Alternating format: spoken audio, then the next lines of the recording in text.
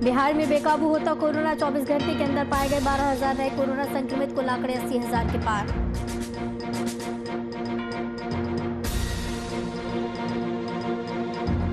Corona के खिलाफ हेमंत सरकार का बड़ा कदम, मरीजों को कोविड सर्किट के जरिए मिलेगी सुविधा। 10 जिले को जोड़कर बनाए गए 2 कोविड सर्किट। सीएम सोरेन ने वीडियो कॉन्फ्रेंसिंग के जरिए किया उद्घाटन। बिहार सरकार ने जारी किया आदेश, 1 मई से 18 साल के ऊपर के लोगों को लगेगी कोरोना वैक्सीन। प्राथमिक स्वास्थ्य केंद्र पर हुई वैक्सीन लगाने की प्लानिंग। समस्तीपुर में डीएमएसपी ने की प्रेस कॉन्फ्रेंस, कोरोना को लेकर की चर्चा, कहा कोविड से निपटने के लिए ऑक्सीजन पर्याप्त।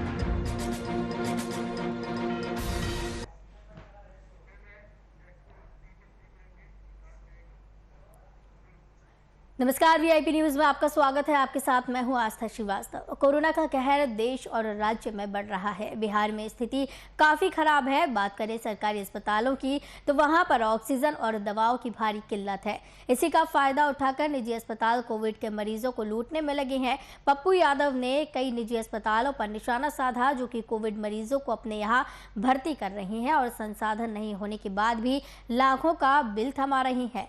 पप्पू यादव ने सरकार से ऐसे अस्पतालों पर कार्रवाई करने की मांग की है। तो वहीं राज्य में एनएमसीएच और पीएमसीएच में संसाधन नहीं होने का हवाला देकर सरकार से इसे बंद करने की मांग भी की।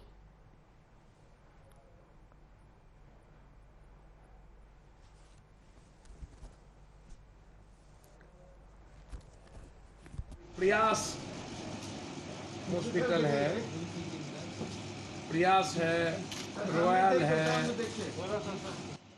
सबसे इंपॉर्टेंट। और उसके बाद अब डॉक्टर क्या लिख रहे हैं वो देखिए। डॉक्टर लिख रहे हैं जान बचाने के लिए एक जापान की कंपनी, आश्चर्य होगा उसका नहीं, और इसका दाम है 50,000 टोक्यूलिजन। यदि जान बचाना हो तो 1 डोज ये नहीं लीजिएगा तो जान नहीं बचेगा।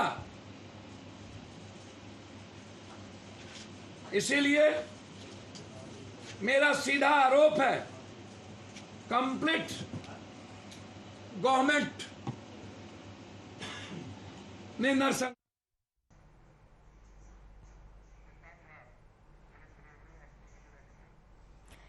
इस खबर की तमाम जानकारी के लिए हमारे साथ एग्जीक्यूटिव एडिटर प्रशांत झा जी जुड़े हुए हैं। प्रशांत जी, जिस तरीके से अस्पतालों में दवाओं की, ऑक्सीजन की, तमाम तरीकों की कमी देखने को मिल रही है और उसके बावजूद भी, तमाम कमियां होने के बावजूद भी लोगों को भारी भारी बिल थमा दिए जा रहे हैं।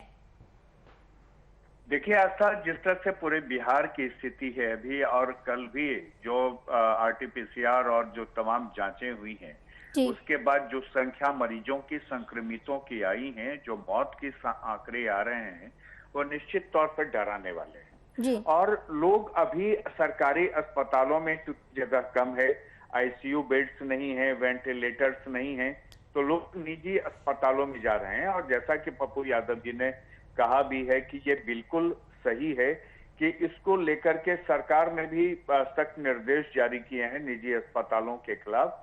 और सरकार ने यहाँ तक कहा है कि जो मजिस्ट्रेट हैं उनकी वो नियुक्ति होगी और एक एक मजिस्ट्रेट के अंदर में वो इलाके के तमाम निजी अस्पताल भी सरकार ने दिए हैं ताकि वो निगरानी कर सकें। ये सच्चाई है आस्था कि जो यहाँ के निजी अस्पताल हैं वो फर्जी दवाई के नाम पर पेशेंट से वो लाखों रुपए वसूल रहे हैं। कोरोना में जो पॉजिटिव पेशेंट उनके यहाँ आईसीयू को लेकर के आते हैं, सरकार ने इसके लिए पहले से रेट निर्धारित किया हुआ है कि किस अस्पताल में आईसीयू के लिए, वेंटिलेटर के लिए या जनरल ट्रीटमेंट के लिए, इवन आरटीपीसीआर जांच के लिए क्या पैसे लिए जाएंगे। इसके लिए सरकार ने पहले से ही निर्धारित कर दिया है रेट। लेकिन जितने ये अस्पताल हैं ये मनमाने तौर पर मरीजों को परेशान करते हैं और उनसे मनमाने कीमत वसूलते हैं। रेमडेसिविर जो दवाई है जिसको अभी लोग जीवन रक्षक दवाई मान रहे हैं, आज आप जान लीजिए कि पटना के निजी अस्पताल इस इंजेक्शन की 1 डोज के लिए 1-1 लाख रुपए ले रहे हैं। पप्पू यादव के आरोप सही हैं। सरकार निजी अस्पतालों पर कहीं से भी अंकुश नहीं लगा पाई कि आम लोगों को राहत मिल पाए। लोग जान बचाने के लिए इन निजी अस्पतालों में जा रहे हैं और वहां के बिल देख करके वो कोरोना से ज्यादा घबरा जा रहे हैं। जी प्रशांत जी, तो जिस तरीके के सरकार के दावे किए जाते हैं तमाम सुविधाएं देने की जनता को, और तमाम तरीके की सरकार जो दावे करती है अस्पतालों की तरफ से भी कि अस्पतालों में तमाम सुविधाएं हैं, तो यहाँ पर तो सरकार फेल होती हुई नजर आ रही है। बिल्कुल, यहाँ इस मुद्दे पर जो निजी अस्पतालों का रवैया है, जो उनका कार्यशैली है, इसमें सरकार बिल्कुल विफल है, क्योंकि सरकार उन पर लगाम नहीं लगा पाई। मजिस्ट्रेट की नियुक्ति के बावजूद भी, जो खास करके मैं आपको बताऊं कि बिहार के अंदर जितने भी निजी अस्पताल हैं, कोविड के इस संकट काल में ये लुटेरे बन गए हैं। ये लोगों को लूट रहे हैं। उनको ये समझ नहीं आ रही है कि जब मानवता अभी संकट में है, ऐसे में लोगों को मदद करनी चाहिए, लोगों को किसी तरह जिंदगी बचा लेनी चाहिए। लेकिन ये जिंदगी बचाने के नाम पर सौदा करते हैं और एक एक मरीज से 10-10 लाख, 15-15 लाख, 20-20 लाख रुपए वसूल रहे हैं। आपको मैं बता दूं, अभी कल की एक घटना है, मैं अस्पताल का नाम नहीं लूंगा, जहां पेशेंट को एडमिट किया गया और एडमिट करने के बाद जब पेशेंट ने 2 लाख रुपए कैश जमा नहीं किए और उसको ट्रीटमेंट शुरू नहीं किया गया और पेशेंट की जब मौत हो गई, तो वो मौत के बाद वो डेड बॉडी तक देने को अस्पताल तैयार नहीं हो रहा था। बताइए कि ये इतना बड़ा अमानवीय ये निजी अस्पतालों का रवैया है। और पप्पू यादव जो नाराज हैं, या पप्पू यादव का जो एक्शन है इस मामले में बिल्कुल सही है कि इन निजी अस्पतालों को पहले इस पर निगरानी होनी चाहिए, इन पर कड़ाई होनी चाहिए, इन पर लगाम लगानी चाहिए, ताकि आम लोगों को ये राहत दें, ना कि उनके लिए मुसीबत बन जाए। जी बिल्कुल, जिस तरीके की ये रवैया सामने आ रहा है निजी अस्पतालों का, तो कहीं ना कहीं यहाँ पर जो जनता के साथ लूट की जा रही है, लूट खरोस यहाँ पर जो की जा रही है, जिसकी वजह से जनता को परेशानी हो रही है, सरकार फेल यहाँ पर नजर आ रही है। लेकिन अगर विपक्ष की बात की जाए और पप्पू यादव की बात की जाए, जिस तरीके से आरोप सरकार पर लगाए जा रहे हैं, तो विपक्ष की क्या इसमें कोई जिम्मेदारी नहीं है कि विपक्ष भी इसमें भूमिका निभाए और सरकार तक बात पहुंचाए इस तरीके से? विपक्ष की भूमिका बस इतनी ही रह गई है कि सरकार को सिर्फ उनके ऊपर उंगली उठा दें। मैं ये कह रहा हूं कि पटना में लगभग जितने भी अस्पताल हैं, अगर एक जो विपक्ष के नेता हैं वो निगरानी करना शुरू करें कि ये अस्पताल मनमानी ना करें, तो शायद अस्पताल मनमानी नहीं करेंगे। लेकिन आप दंग हो जाएंगे कि इसमें से कई ऐसे विपक्ष के नेता हैं जिनका खुद का निजी अस्पताल है, सत्ता पक्ष के कई ऐसे नेता हैं जिनका खुद का निजी अस्पताल है, वो भी लुटेरे हैं। वो जब लूटेंगे तो वो दूसरों पर उंगली नहीं उठा सकते हैं। यही वजह है कि लोग मुख्यमंत्री पर तो उंगली उठा लेते हैं, स्वास्थ्य मंत्री पर तो उंगली उठा लेते हैं, लेकिन सच्चाई यह है कि उसको रोक नहीं पाते हैं। आपको मैं एक उदाहरण फिर से देना चाहता हूं कि किसी भी निजी अस्पताल में कोई भी कोविड पेशेंट जाता है तो आप जान के ये दंग रह जाइएगा कि सबसे पहले उससे 2 लाख रुपए सिक्योरिटी जमा कराए जाते हैं। और वो 2 लाख अगर कोई व्यक्ति जमा नहीं कर पाता है तो उसका वो ट्रीटमेंट नहीं करता है।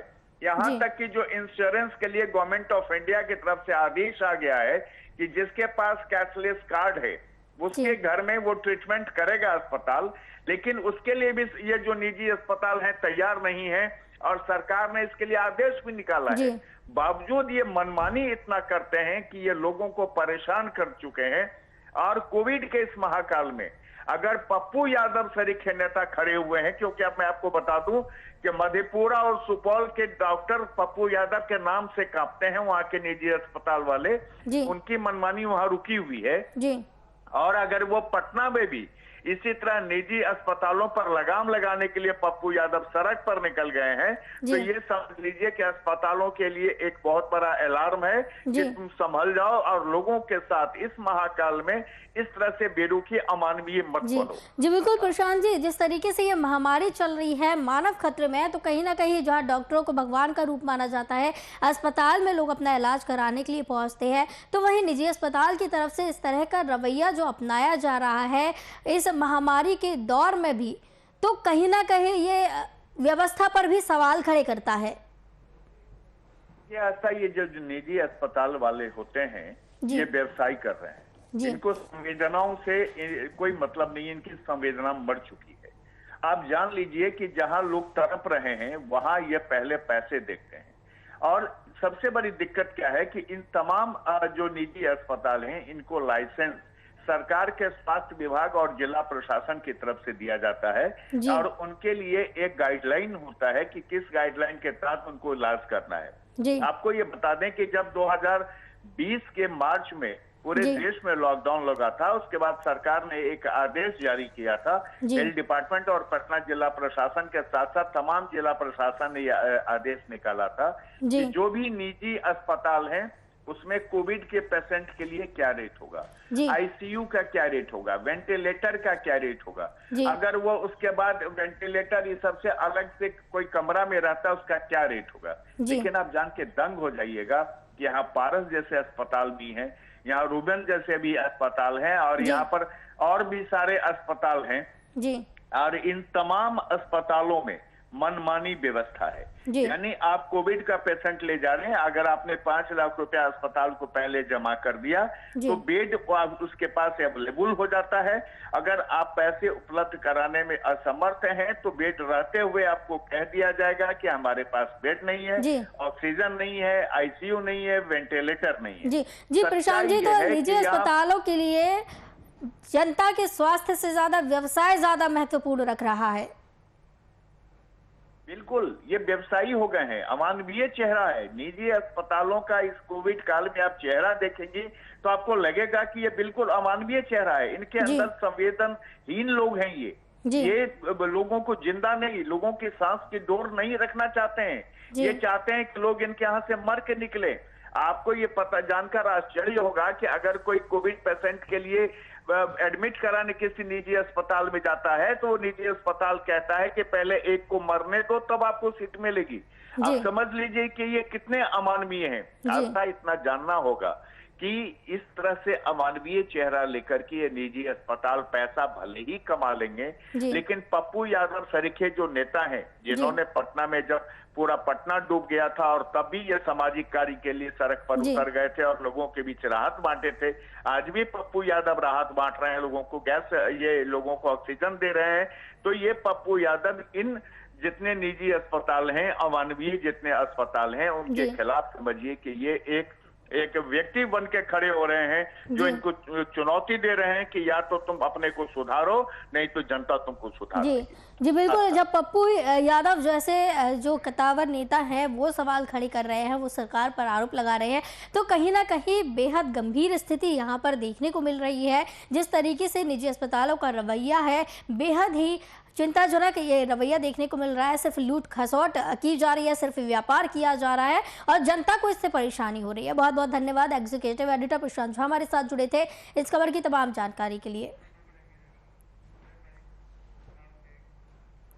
गोड्डा सांसद निशिकांत दुबे के द्वारा परिसदन भवन में प्रेस वार्ता का आयोजन किया गया, जहां उन्होंने बताया कि संथाल परगना के आदिवासियों की संस्कृति खतरे में है और इस मुद्दे को कई बार उठाया गया है और इस बार भी सदन में उठाया जाएगा। इन दिनों संथाल परगना की आदिवासी महिलाओं के साथ शादी कर उनका धर्म परिवर्तन करने में जुटे हुए हैं। यदि राज्य और केंद्र सरकार इस पर ध्यान नहीं देगी तो आने वाले दिनों में संथाल परगना बांग्लादेश बन जाएगा। नाम पर वो यहाँ बस रहे हैं और बसने के बाद वो उसके पूरे कल्चर पर अटैक कर रहे हैं, आदिवासी कल्चर पर। क्योंकि मुसलमान यदि आदिवासी महिलाओं के साथ शादी कर रहे हैं तो निश्चित तौर पर उनका धर्म परिवर्तन हो रहा है। आदिवासी को आदिवासी हम इसलिए कहते हैं कि उनका एक अलग रहन है। संथाल परगना में असर ये पड़ेगा जो यहाँ 3 लोकसभा की सीट है, जिसमें 2 रिजर्व है और 1 जनरल है। उसमें से 2 जनरल हो जाएगा और 1 रिजर्व होगा। एक आदिवासी की लोकसभा की सीट और पूरे झारखंड में आदिवासियों की 3 विधानसभा की सीट खत्म हो जाने वाली है, क्योंकि उनकी जनसंख्या जो है कम हो रही है। तो जनसंख्या कम हो रही है ऐसा नहीं है। सूबे में हो रही ऑक्सीजन की किल्लत पर राजनीतिक महकमे में परेशानी देखी जा रही है, तो वहीं अब इस मामले को लेकर भाजपा और राष्ट्रीय जनता दल ने भी सरकार को सलाह देते हुए इस पर विशेष ध्यान देने की अपील की है। इस महामारी की चपेटे में आ चुकी हूँ। मैं भी कोरोना पॉजिटिव हो गई हूँ और आज मैं कोई पर्टिकुलर पॉलिटिकल पार्टी की रिप्रेजेंटेटिव होने के नाते आप सबों से बात नहीं कर रही।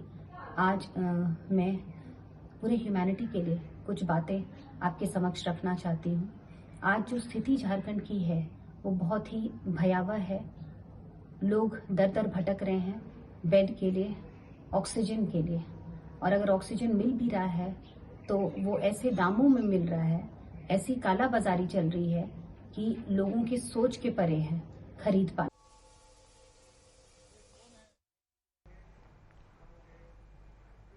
कोरोना के दूसरे स्ट्रेन के प्रकोप को देखते हुए स्टेट बार काउंसिल ने निर्णय लिया था कि पूरे राज्य के अधिवक्ता 18 अप्रैल से 25 अप्रैल तक न्यायिक कार्यों से अपने आप को दूर रखेंगे, लेकिन कुछ जिलों के अधिवक्ताओं ने बार काउंसिल के आदेश का उल्लंघन करते हुए न्यायिक कार्य में शामिल हुए।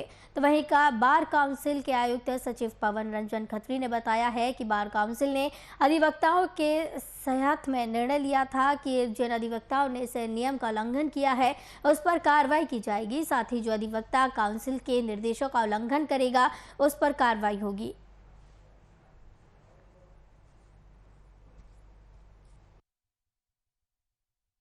जो ये संक्रमण तेजी से फैल रहा है और इस संक्रमण की गिरफ्त में बहुत से अधिवक्तागण आए और उनकी अकाल मृत्यु भी हो गई, तो ये सब को मद्देनजर रखते हुए बार काउंसिल के सदस्यों के द्वारा एक मीटिंग किया गया था। मीटिंग में यह निर्णय लिया गया 18 तारीख को कि जो भी संक्रमण जो तेजी से फैल रहा है उस पर काबू पाने के लिए 1 सप्ताह के लिए सभी अधिवक्तागण अपने न्यायिक कार्य को से अपने आप को अलग रखेंगे। इसके लिए एक पत्र निर्गत किया गया था 18 तारीख को, और उस पत्र के माध्यम से सभी अधिवक्ताओं से, झारखंड प्रदेश के सभी अधिवक्ताओं से यह अनुरोध किया गया था।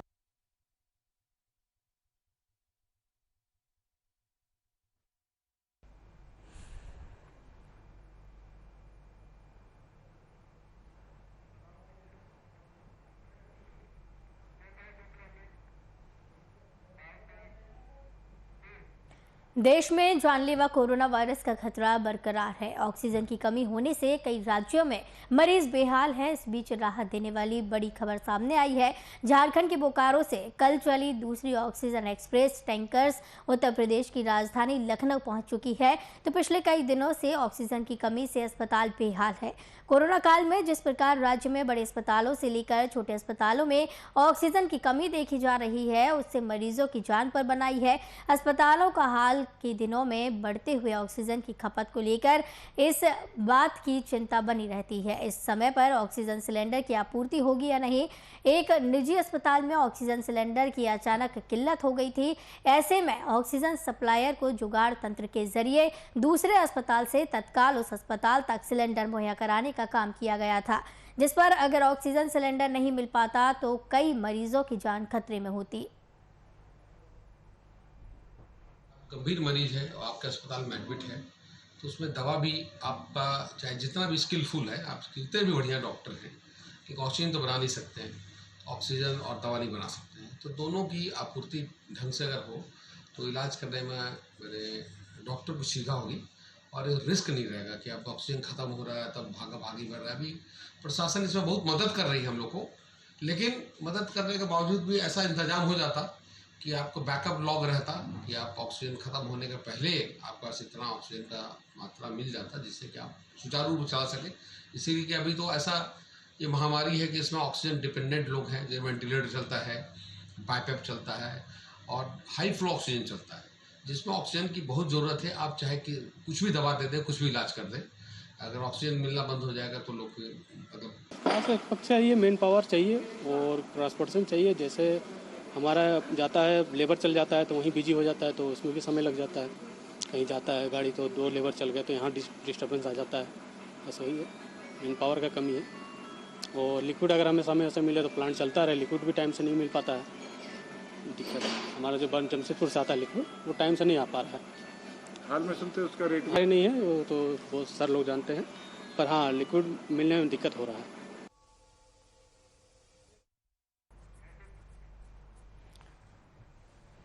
तो आपको बता दें कि लगातार ऑक्सीजन की कमी झारखंड में भी देखने को मिल रही है और जानलेवा कोरोना वायरस का खतरा लगातार बढ़ता जा रहा है।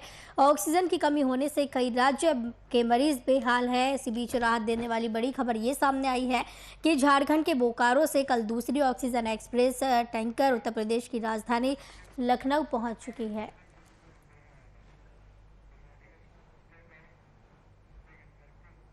इस खबर की तमाम जानकारी के लिए हमारे साथ बिहार झारखंड संपादक कुंदन कृतज्ञ जी जुड़े हुए हैं।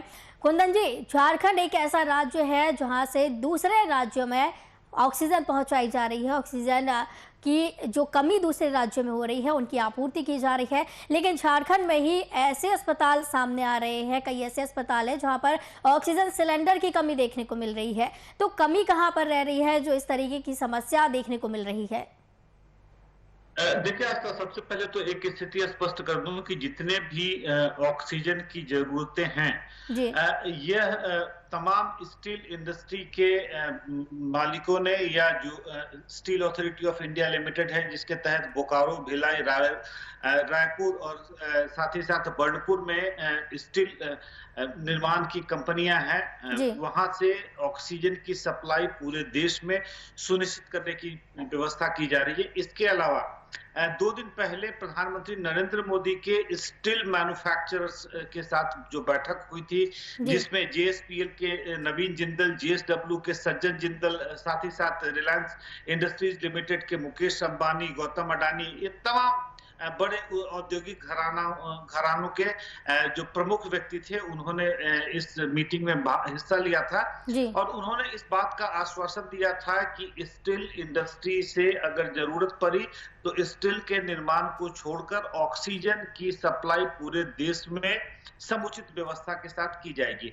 उसी के तहत बोकारो और टाटा, 2 जगहों, जमशेदपुर, 2 जगहों से ऑक्सीजन की सप्लाई देश के दूसरे हिस्सों में हो रही है। कल बोकारो से, जहां पर steel authority of India limited की स्टील निर्माण इकाई है और देश की बहुत ही प्रतिष्ठित इकाई मानी जाती है बोकारो की, वहां से दूसरी खेप ऑक्सीजन की उत्तर प्रदेश के लिए रवाना की गई है। इसके अलावा झारखंड में बहुत सारे ऐसे स्टील निर्माण की कंपनियां हैं, उन कंपनियों से ऑक्सीजन की सप्लाई झारखंड में सुचारू रूप से उपलब्ध कराने की व्यवस्था की जा चुकी है।